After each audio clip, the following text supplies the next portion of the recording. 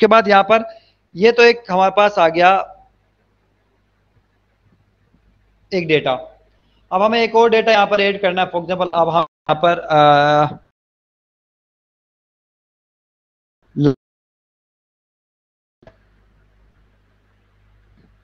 जी की value, MP की value और प्लेयर्स का नाम, ठीक है। और यहाँ पर जीआईपी की वैल्यू भी हमें साथ साथ दिखानी है। देखो कुछ एक वैल्यू हमारे पास बिल्कुल सेम है, ठीक है। और एक ही वैल्यू भी हम यहाँ पे शो करवाते हैं, तो ये एक ही वैल्यू भी हमारे पास शो होगी।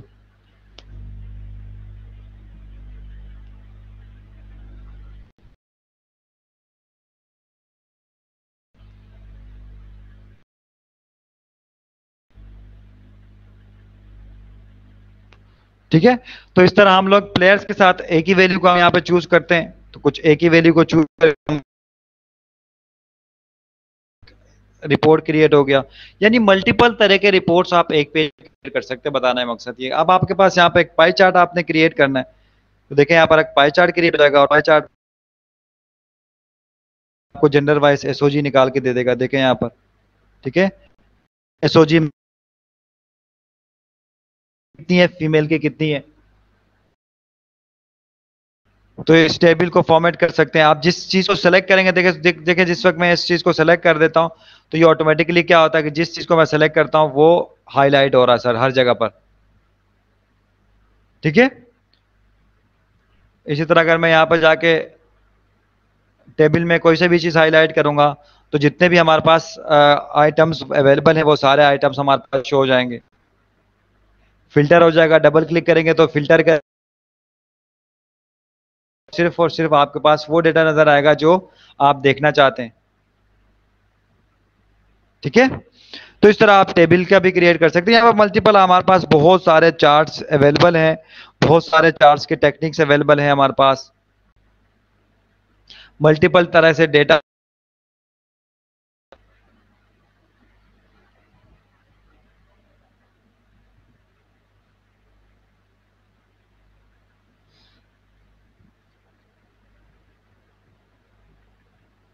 फॉर एग्जाम्पल मुझे प्लेयर्स में जो है सारे प्लेयर्स नहीं चाहिए, मुझे चाहिए सारे,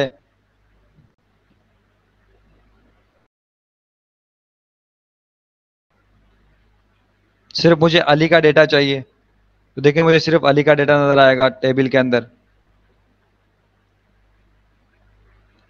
ठीक है। यानी जिस उस फील्ड पर आप क्लिक करेंगे उस फील्ड में आप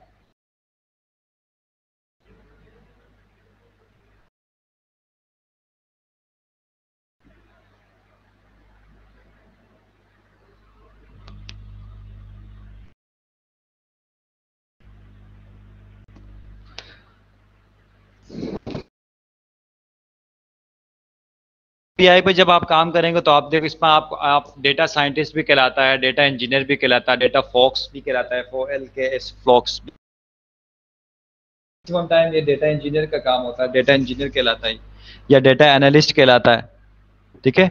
ये इसका काम होता है, वो आपके ये चीजें प्रोवाइड करके देता है किसी भी ऑर्गेनाइजेशन में। डेटा एनालिस्ट के नाम से आपके पास आ जाता है, तो ये उसका काम होता है। उसके पास मल्टीपल सोर्सेस ऑफ डेटा होता है। अब मैं यहाँ पे ये काम कर सकता हूँ कि तो इस वक्त मैंने सीएसवी में एक डेटा मेरे पास जो सीएसवी में डेटा था उसको मैंने लिया और सीएसवी डेटा को जो है मैंने इसमें विजुअलाइजेशन वगैरह की।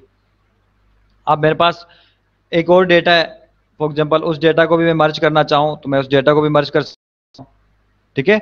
मल्टीपल हमारे पास डेटा अवेलेबल होता है। हम जिस तरह डेटा हमारे पास होता है उतना उस डेटा को हम लोग विजुलाइज कर सकते हैं। और मल्टीपल हमारे पास जो विजुलाइजेशन सारी चीजें हैं यहाँ पर आपको नजर आ रहे होंगे, वो सब चीज उन दोनों को आपस में मर्ज करवा सकते हैं।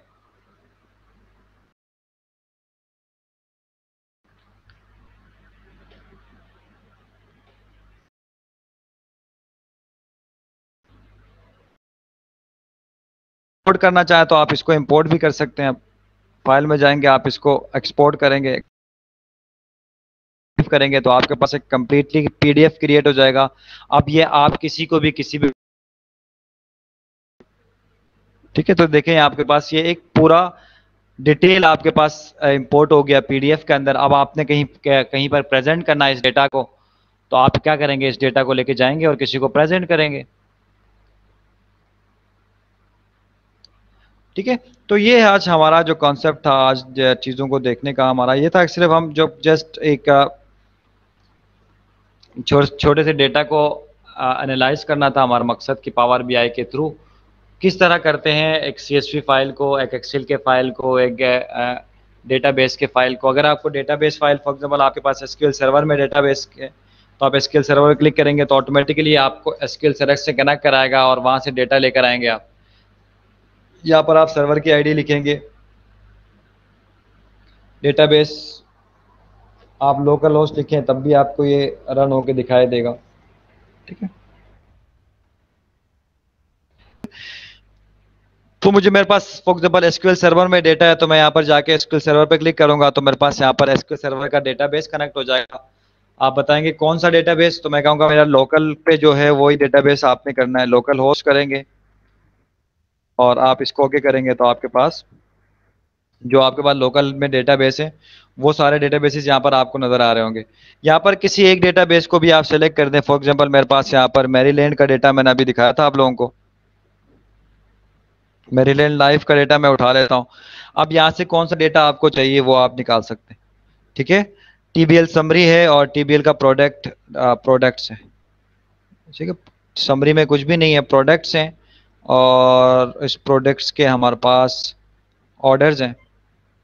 ठीक है, प्रोडक्ट्स के ऑर्डर्स आप देखना चाहें तो प्रोडक्ट्स के ऑर्डर देख सकते हैं, प्रोडक्ट के ट्रांजैक्शन देखना चाहते हैं, एम्प्टी है ये, तो यहाँ पर आप कुछ भी साथ लेके चल सकते हैं। कैटेगरीज देखना चाहें कैटेगरीज देख सकते हैं, इसको आप डेटा को लोड कर देंगे।